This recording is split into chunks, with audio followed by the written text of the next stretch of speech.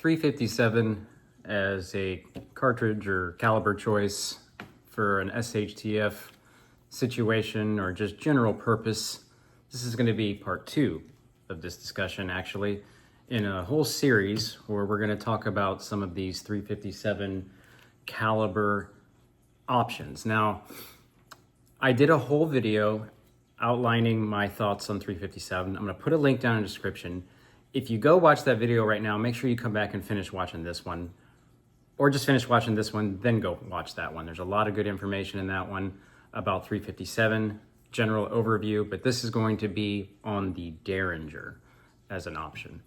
This particular is the Century 2000, and this is 357 Magnum /38 Special. Now, these days, the Century 2000 is mostly available in 45 Long Colt /410, which I have one of those barrels here. This is the Texas or Bond Arms Defender barrel. This is 45 Colt or 410.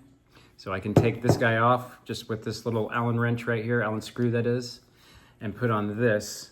And then I have the option of running 45 Colt, which I do have some out there, kind of spendy in this day and age, or 410. And you can see I have these light field rubber buck 410 cartridges that could be loaded in this guy. See how they fit perfectly. But this particular context and discussion is the 357.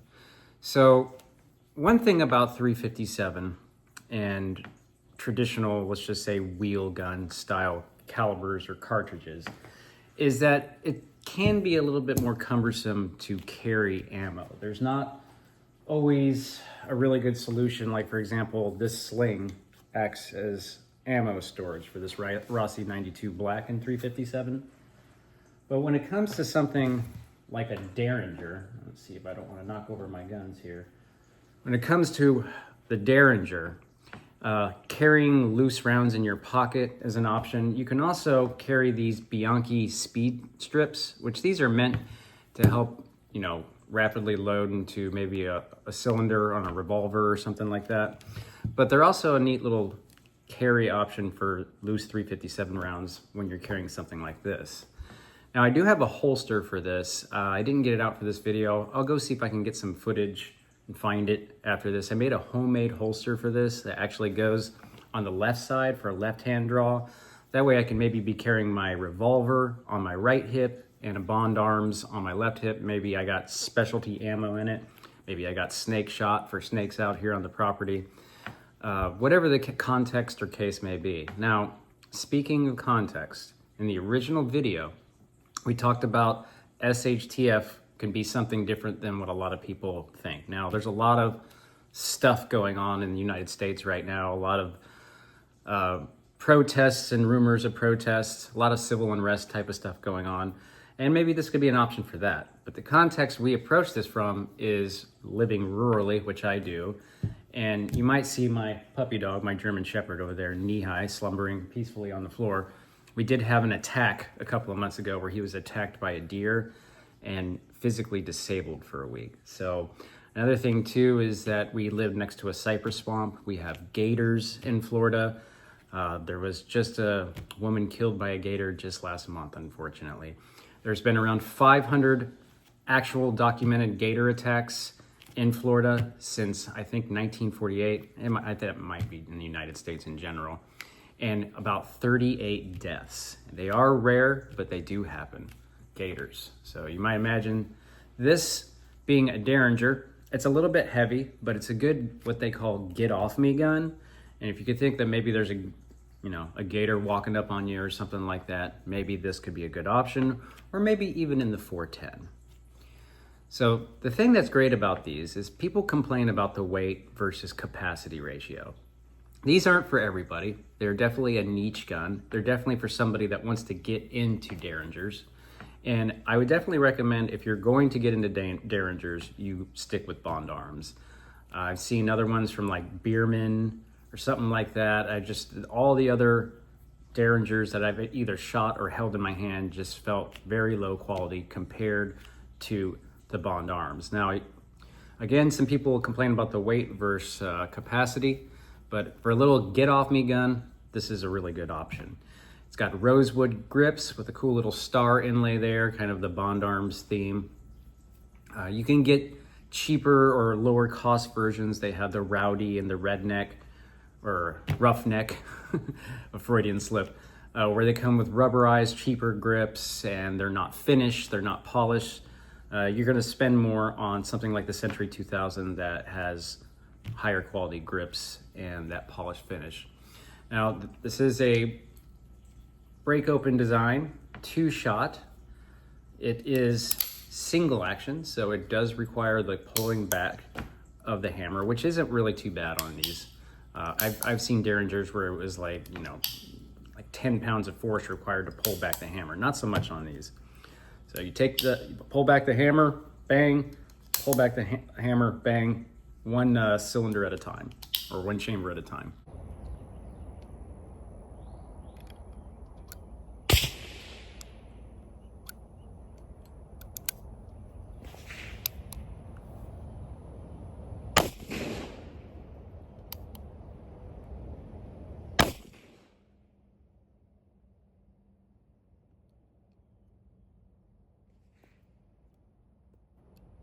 It's got a cross bolt safety, see that? And it's a cool little handgun. I have shot it many times throughout the years. It takes a little bit of reps and sets to get used to this blade style front sight, and then notched in the actual barrel there, rear sight. But once you get the hang of it, depending on the range, you can be pretty effective with it.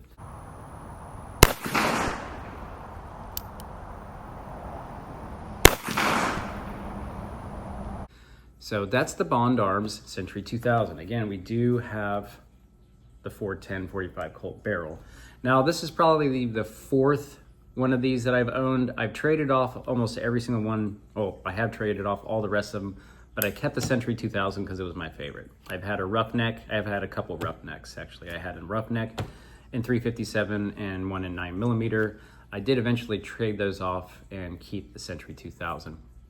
Another thing, too, about that weight on it that we talked about, this Derringer is less snappy in 357 than my Smith & Wesson 640 5-shot revolver.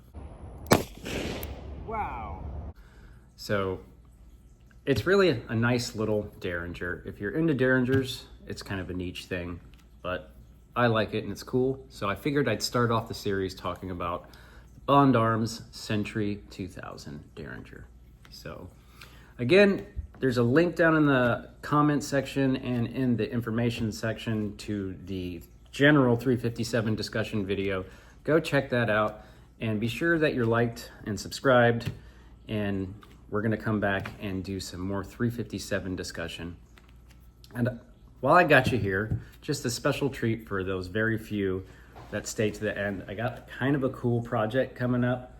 Some of you might have noticed my A2 clone here. So this is an A2 clone that I had put together maybe about 4 or 5 years ago, before the retro rifle boom. So I was in a little bit before that. There's been several of those, these things go in cycles. But I had this put together, and it's a pretty nice little rifle. It functions really well. I haven't had any malfunctions other than when I put a conversion kit in it.